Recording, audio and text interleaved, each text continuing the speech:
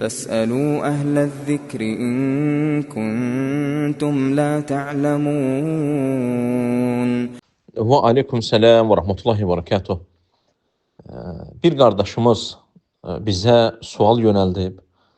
Dəvətdə hikmətli və yumşaq olmaq, xüsusən də insanın öz ailəsinə qarşı, xüsusən də ailəsində olan qız uşaqlarına qarşı onları ibadətə, istər hicaba dəvət etdiyin zaman necə onlarla müamilə edib davranmaq lazımdır, bu barədə nəsihət istəyib. Barakallahu fik, əziz qardaş, Allah sənə bərəkət versin. Bu sual sənin xeyr əhlindən olduğunu göstərir və öz ailənə nə qədər böyük bir xeyirlər istədiyini göstərir. Çünki insanın özünü və ailəsini cəhənnəm əzabından, günahlardan, haramlardan qoruması, bu Allaha yaxınlaşmağın ən əzəmətli yollarından biridir. Necə ki, Təhrim surəsinin 6-cı ayəsində Allah Azza və Cəllə iman edənlərə yə eyyuhəl-ləzīnə əmənu, ey iman edənlər, qu ənfusəkum və əhlikum nəra, özünüzü və ailənizi oddan qoruyun. Və insan əgər özünə, ailəsinə xeyir istəyirsə, bu əlhəmdülillah onda xeyrin olduğunu göstərir. Lakin qardaşlarım, bundan əlavə insan xeyri necə edəcəyini də bilməlidir. Çünki dəvətin də bir məsələni, Allahın dinini çatdırmağın da yolları var və bu hikmətlə olmalıdır və həmçinin gözəl bir şəkildə olmalıdır. Nəsihət yumşaq və gözəl bir şəkildə olmalıdır. Çünki dəvətdə yumşaq olmaq, hikmətli olmaq, gözəl bir şəkildə müraciət etmək bu dinin və dəvətin usuludur.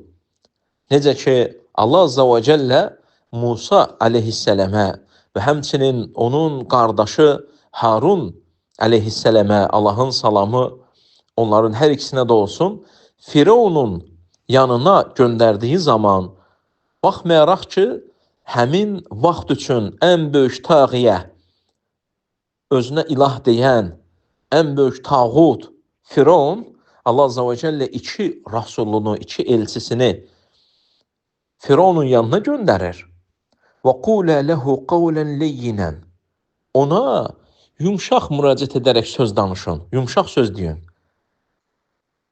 Ola bilsin, başa düşə, ola bilsin qayda, ola bilsin qəbul edə, ola bilsin qorxa. Dəvətin qəbul olunma səbəblərindən, usulundan insanın hikmətli bir şəkildə,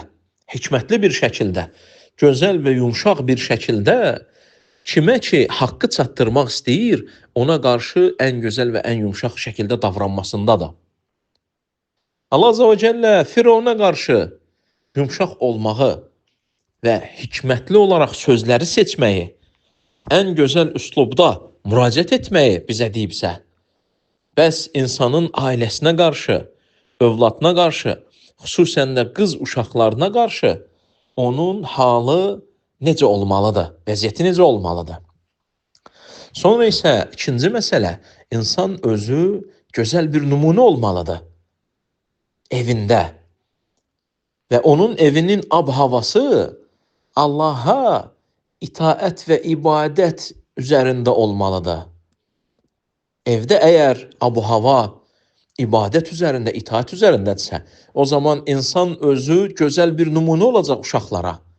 İstər qızları, istər oğlu, onun Allaha nə qədər gözəl bir şəkildə ibadət əhlindən olduğunu gördüyü zaman, onlar da atalarına oxşamaq istəyəcəklər, nümunə olaraq atalarını götürəcəklər.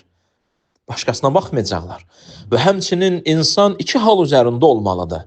Həm evdə uşaqları, ailəni rəğbətləndirməlidir, həvəsləndirməlidir və həmçinin də lazımı qədərində qorxuzmalıdır. Və başa salmalıdır məsələn qızlarına, əgər hicab geyinərsənsə, Allah Azza və Cəllə səndən razı olar. Bunun səbəbi ilə hansı ki səbəblərdən biridir, səni cənnət əhlindən edər. Və bu müsəlman qadının kəramətidir, hörmətidir, hansı ki Allah Azza və Cəllə ona bunu verib. Bu, yalnız insanın, qadının üzərində daşıdığı hər hansısa bir adi bir parça deyil, adət deyil. Bu ibadətdir. Və həmçinin bunun qarşılığında cənnətin olduğunu, asi olunduğu zaman isə günahların qazanıldığını və bunun da yaxşı bir nöqtəyə getmədiyini xatırlatmalıdır insan.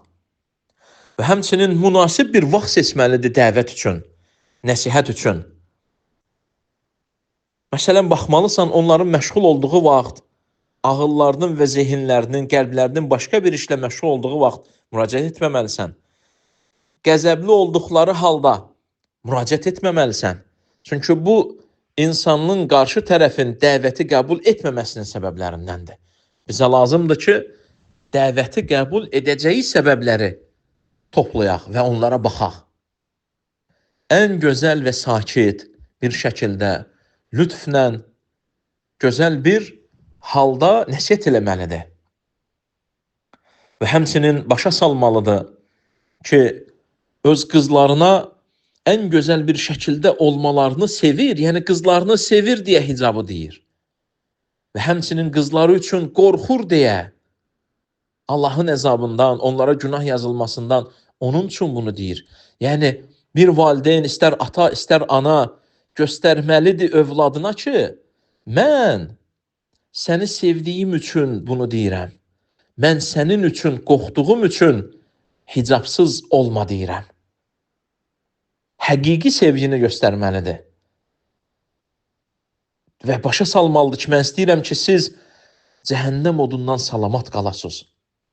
Xüsusən də insan tərbiyə zamanı övladlarını öyrətdiyi zaman bunu sevgi ilə etməlidir. Göstərməlisən ki, sən onlara yaxınsan, onların problemlərinə qulaq asırsan, eşidirsən, hətta onlar nəsihət almaq üçün sənə yanaşsınlar. Çünki onlar səndən qorxsalar, sənin yanına gəlməyəcəklər. Sən onlara qeyri-etik şəkildə, qəzəbli şəkildə, hirsli şəkildə, hikmətsiz şəkildə, yumşaq olmayan sərt şəkildə müraciət eləsin, səndən qaçacaqlar. Necə ki, Allah Azza və Cəllə Muhammed sallallahu aleyhi ve sellemə deyirdi. Sən əgər sərt, kobud biri olsan, onlar sənin ətrafından dağılıb gedəcəklər. Hətta Muhammed sallallahu aleyhi ve sellem belə, əgər bu şəkildə olsaydı, ətrafında kimsə toplanmazdı.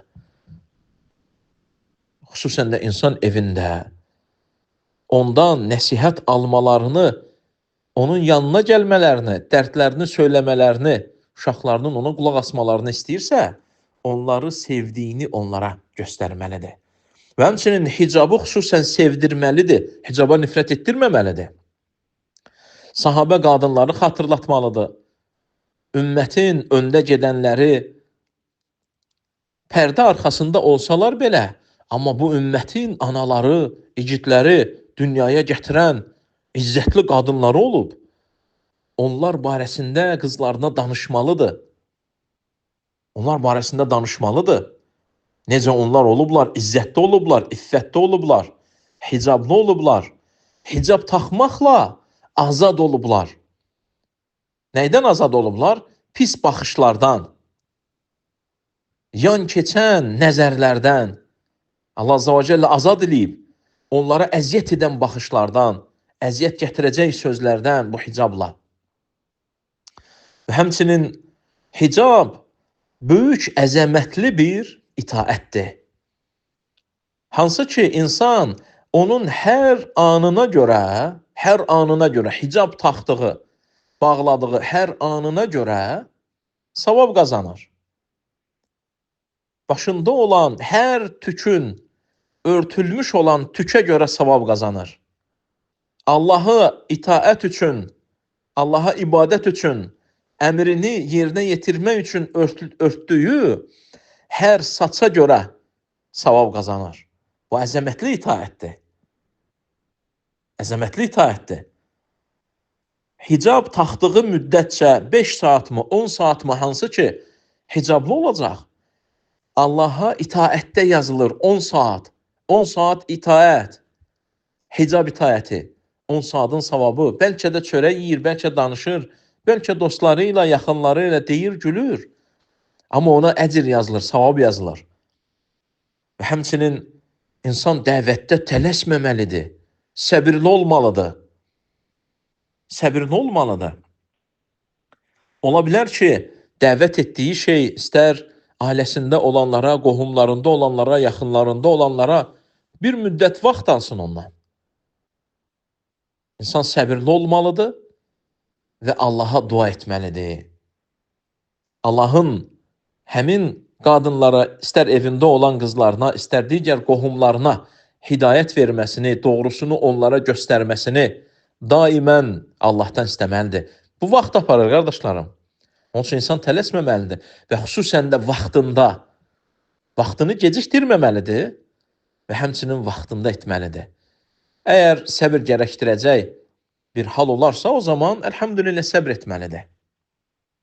İnsan, qardaşlarım, Allaha yalvarmalıdır, özü nümunə olmalıdır, yumşaq və hikmətlə dəvət etməlidir. Və həmçinin ən gözəl bir şey olduğunu hicabın göstərməlidir. Yumşaqlıqla dəvət etməlidir. Və bu hicaba, ibadətə həvəsləndirməlidir. Və həmçinin gözəl sözlərdən istifadə etməlidir. Qızlarına, ey canım qızım, mən sənin üçün yalnız Allahın razılığını və cənnəti istəyirəm. Və hicab da bunun yoludur. Hicab elə bir yoldur ki, ata sənin üçün ən gözəlini istəyir ki, Allah səndən razı olsun.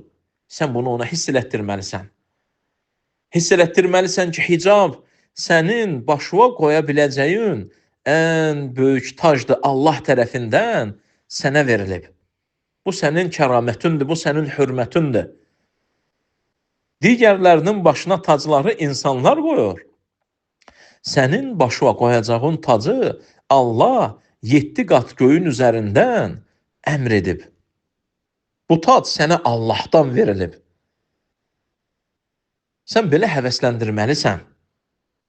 Sən belə həvəsləndirməlisən və ona hiss elətdirməlisən ki, mən sənin atanam, sən mənim üçün dəyərlisən.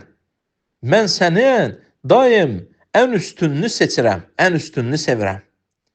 Örtdüyün hər tükə görə qiyamət günü Allah qatında və Allah yanında sənə savab veriləcək. Allah hicabı sevir, itaətdir. Hicab taxanları da əgər itaət üzərindədirlərsə, Allahın sevdiyini etmiş olarlar. Allahın sevdiyini etmiş olarlar. Nəsihətim bu qədər bütün qardaş və bacılarıma. Allah Azza və Cəllə bizi eşidib fayda alanlardan etsin. Və sallallahu alə nəbiyyinə Muhammed və alə alihi və sahbihi və səlləm.